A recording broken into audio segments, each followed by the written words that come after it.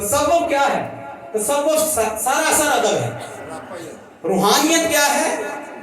ادب ہے. ہر چیز کا ادب, ہر رشتے کا ادب, حسب مرادب ہر چیز کا ادب. یہ تصوف ہے, یہی روحانیت ہے. سب کچھ سیکھ لیا اور ادب نہ سیکھا تو پھر کیا سیکھا؟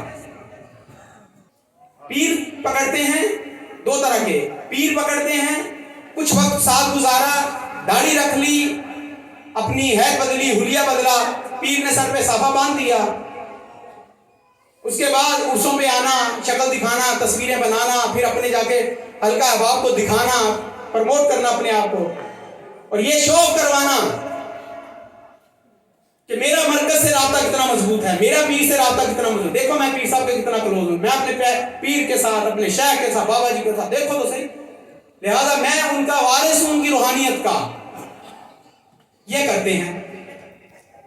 پھر کیا بات کرتے ہوتا ہے, اس کا نتیجہ پیر بن جاتے ہیں. مریدی ختم ہو جاتی ہے, مریدی گئی, اب وہ خود پیر ہیں, وہ پیر بن گئے. جہاں پیری مریدی کا تصور ہے, جہاں خلافتوں کا تصور ہے, وہاں تو یہ مسئلہ ہے کہ وہ کیا بن جاتے ہیں. ذرا سا نظر پڑی تو وہ کہتے ہیں ہم بھی پیری ہیں, پٹکا باندھ دیا ہے, داڑھی ہم نے رکھ لی ہے, لباس بھی ہم نے پیر جیسا کر لیا, داڑھی بھی, شکل بھی, سب کچھ پیر جیسا کر لیا, تو ہم بھی پیری ہیں. وہاں یہ مسئلہ ہوتا ہے. اور علم کے میدان میں کیا ہوتا ہے؟ علم کے میدان میں ہوتا ہے 4 حرف پڑھتے ہیں, وہ کہتے ہیں ہم اہل علم ہو گئے, ہم اسکالر بن گئے, ہم محقق بن گئے ہیں. وہاں علمی میدان میں اپنے استاد کے جو ناخلف شاگرد ہوتے ہیں وہ یہ سمجھ بیٹھتے ہیں کہ علم ہمارے پاس آ گیا, ہم سے زیادہ کون جانتا ہے. حضرت امام اعظم ابو حنیفہ, ان کے شاگرد کون؟ حضرت امام شافعی رحمت اللہ تعالی شاگرد ہیں. پھر ان کے شاگرد حضرت امام احمد بن حنبل شاگرد ہیں. شاگرد بھی ہیں, اختلاف بھی ہے, اور نئی فقہ بھی قائم کی. استاد ہیں, انہی سے سیکھا, انہی سے سمجھا, لیکن اپنی ایک فقہ بنائی, مختلف موضوعات پر اختلاف رکھا. لیکن حضرت امام شافعی, آپ رفع یدین کرتے تھے, آپ کی فقہ میں رفع یدین ہے.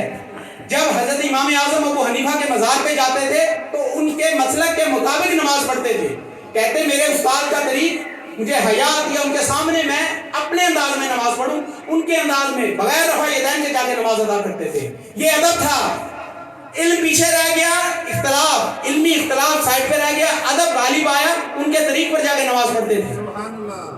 نعرہ تکبیر, نعرہ رسالت, نعرہ حیدری, صاحب دادا وسیم الحق سرکار.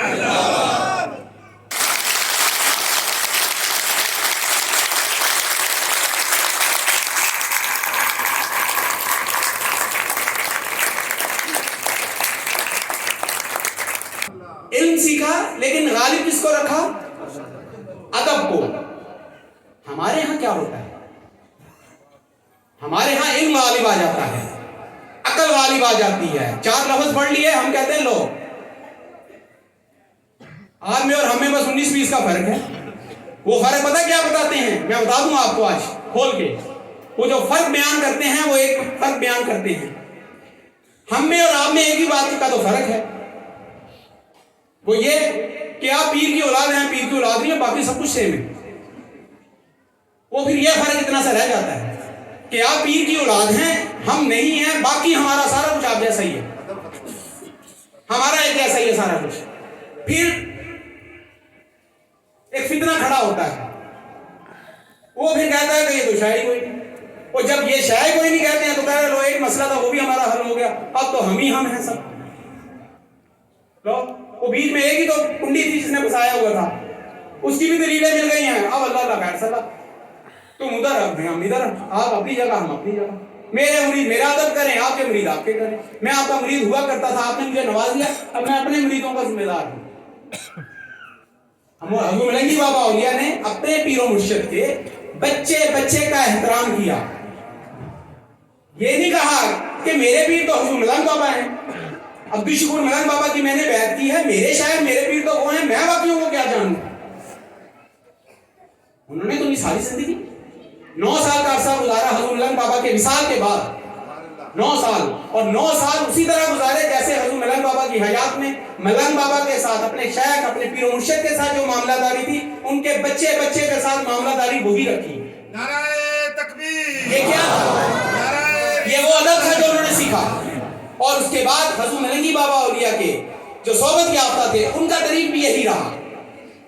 آج بھی جو زندہ ہیں جو موجود ہیں ان کا طریق آج بھی وہی ہے، بچے کا وہ ادب احترام۔ توحید اس کا نام نہیں ہے کہ آپ ادب کا دامن چھوڑ دیں، یہ توحید نہیں ہے، یہ وہی جہالت ہے جو توحید کے نام پر جہالت ہوتی ہے۔